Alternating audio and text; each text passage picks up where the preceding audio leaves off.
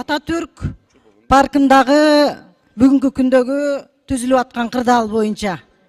Мына акыркы маалыматтар боюнча чыгып атат.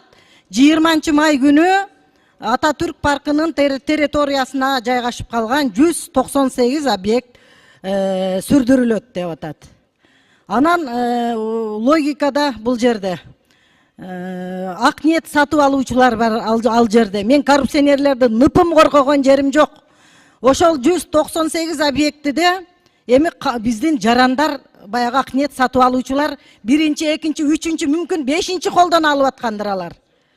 Ушуну мэрия жакшылап иликтеп, мыйзам чегинде ошол учурда Ататүрк паркын кимдер берген территорияны? Ошол учурдагы мэр болобу, ошол учурдагы тийиштүү кызматтар, ошол учурдагы шаардык кеңеш, ошолор эмне үчүн жоопкерчиликке тартылбайт? Эмне үчүн сот жоопкерчиликке